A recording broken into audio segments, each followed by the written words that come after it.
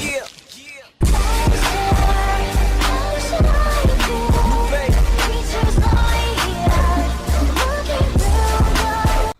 Salut à tous et bienvenue sur 30 jours pour apprendre Photoshop, présenté par James. Aujourd'hui, jour numéro 21, nous allons voir l'utilisation et le mode de fonctionnement des modes de fusion ainsi que des options de fusion sur Photoshop. Donc ça va être un peu fastidieux, mais vous allez voir à quoi servent à peu près les modes de fusion. Donc passons sur Photoshop maintenant. Nous voilà donc sur Photoshop. Pour vous illustrer ce petit cours, j'ai pris une image, donc c'est beaucoup plus simple que de prendre autre chose. Voilà, et ici, dans mon panneau calque, j'ai créé plusieurs calques qui représentent en fait une bonne partie des modes de fusion que l'on retrouve ici.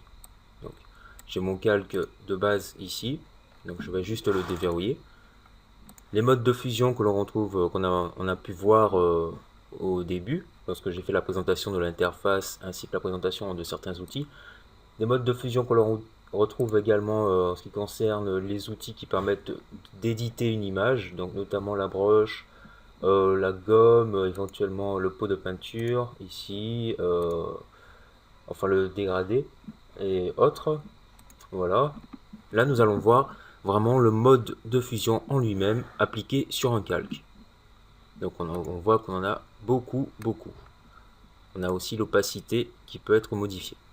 Donc voyons ce que cela donne, notamment sur le mode normal. Donc j'ai effectué un dégradé sur les calques, donc sur la majorité des calques ici.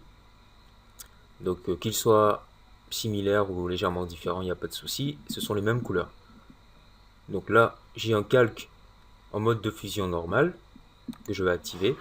Donc ça me donne ceci. On peut voir, on constate que le mode de fusion normal, c'est un mode qui permet de garder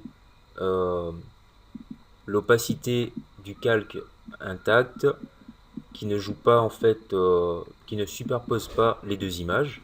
Donc on va dire que l'image qui reçoit un mode de fusion en mode normal va garder la priorité sur l'image qui se trouve en dessous. Passons maintenant sur le mode de fusion fondu. Donc, le mode de fusion fondu, j'ai envie de dire, c'est à peu près similaire. Hein. Si je réduis l'opacité, c'est à peu près similaire à quelque chose près. Parce qu'en réduisant l'opacité du mode de fondu, on voit qu'il y a plusieurs petits points qui apparaissent. Donc, je peux réduire l'opacité du fond également. Donc, ça me donne un petit effet. En fait, ce sont des petits points, des petits grains, on va dire, qui apparaissent et qui, au fur et à mesure, vont se multiplier. Donc, d'où cet effet de densité et qui sera similaire par la suite à l'effet normal, au mode normal. Donc, si je repasse sur le mode normal, en réduisant l'opacité, je vois juste à travers. Donc, c'est comme, ce sera à peu près comme une vitre ou un rideau coloré. Je vais réduire l'opacité. En ce qui concerne obscurcir. Donc, obscurcir, lui, quant à lui, ben, il va obscurcir toutes les couleurs à l'aide du dégradé ou de la couleur que j'aurai appliqué. Donc, il n'y a pas grand chose à dire. Produit, à peu près la même chose, en légèrement plus foncé. Voilà, donc en réduisant l'opacité, on peut voir quelques changements. Densité couleur plus. Alors densité couleur plus, lui qu'est-ce qu'il va faire? Il va faire donc il va faire à peu près les mêmes choses. Donc tous les modes, j'ai envie de dire tous les modes qui sont regroupés ensemble ont à peu près les mêmes fonctionnalités. Donc on va pas trop s'attarder sur tous. Hein. En fait, hein, je les ai fait, mais on va pas trop s'attarder dessus. Je vous laisse le soin de regarder à peu près comment le résultat sera. Donc on a vu cette notion de groupe, c'est pareil en ce qui concerne les outils, donc des outils qui ont à peu près la même utilisation, donc se retrouvent ensemble, hein. Voilà, comme ceci, et c'est pareil en ce qui concerne les modes de fusion. Donc on va sauter, on va passer notamment à éclairci. Donc l'éclairci, lui, en revanche, il va privilégier des couleurs plus claires, hein, éclaircies. Voilà, et donc la couleur qui sera par-dessus va en fait révéler la clarté de l'image. On a le mode superposition, donc c'est un mode assez utilisé qui en fait euh, va vous permettre entre autres, donc il y a le mode superposition ainsi qu'incrustation, qui sont deux modes de fusion qui vous permettent entre autres de, de comment dire, de bien calquer les images, de ne pas perdre en, en résolution, enfin plutôt de ne pas perdre les couleurs d'origine de l'image. En l'occurrence, surtout les, euh, les côtés bien, enfin les points bien prononcés et tout. Voilà. Densité couleur plus, donc densité couleur plus va accentuer euh, toutes les parties beaucoup plus sombres et tout, donc notamment celle-ci, hein. Ensuite, on a densité, pardon, densité couleur moins. Voilà, on a densité linéaire moins. Donc cela va de soi, on a aussi densité couleur plus et densité linéaire moins. Le mode incrustation, donc j'en parlais, hein, c'est vraiment on colle, j'ai envie de dire, on colle juste la couleur par-dessus et voilà, donc ça change pas. En fait, le résultat, ça change pas vraiment le résultat de l'image, à part que c'est légèrement plus foncé. Donc c'est en fait la même image avec des couleurs différentes. Le mode d'incrustation. Là donc je vais juste passer les modes de fusion et là passer sur une texture. Donc ici une texture que j'ai appliquée et là elle est à un mode de fusion lumière crue. Donc c'est assez intéressant. Si je change le mode de fusion au fur et à mesure, je vois les différents changements qui s'y appliquent. C'est beaucoup plus flagrant. Donc je précise que là, juste avec le scroll de la souris, je change le mode de fusion. Je peux utiliser aussi la flèche, hein, les flèches du clavier, comme ceci, pour voir des résultats. Donc comme je le disais, les modes incrustation, superposition, enfin pas là en l'occurrence, produit, incrustation, superposition, ce sont les principaux modes où on peut superposer de façon assez intéressante des images. Donc notamment si vous avez des flares et optical flares, des choses dans le genre pour les disposer, c'est assez intéressant. Donc on utilise notamment donc ces modes de fusion. Donc je répète, produit, incrustation et superposition. Voilà, notamment pour faire des overlays aussi. Donc on a c'est le mode de overlay. Je crois que si je me trompe pas, c'est incrustation ou superposition. Je ne suis plus trop sûr. Mais j'opterais plutôt pour incrustation, hein. Le mode overlay, enfin ouais voilà, c'est overlay, c'est incrustation en anglais, si je me trompe pas. Voilà, donc si je me trompe, dites-le, hein, et notez-le. Voilà. Donc retournons maintenant sur nos calques. On a lumière tamisée, différence. Donc différence, c'est l'effet inverse. Donc j'ai envie de dire, c'est toutes les couleurs. En fait, ce sont les couleurs inverses des couleurs qui existent déjà. Voilà, soustraction. Donc là, on passe dans des modes différents, notamment là. Donc voilà, un autre groupe ici. Donc différence. On a le mode teinte. Donc teinte qui va juste appliquer une légère teinte à l'image. Le mode saturation, le mode couleur, à peu près similaire, hein, légèrement, et le mode luminosité. Donc tout ça, ça se regroupe et c'est identique, à peu près. Voilà, donc il n'y a pas grand chose à dire sur les modes de fusion, à part que ça va vous servir à embellir vos compositions, à rajouter des choses, à effectuer des changements assez intéressants.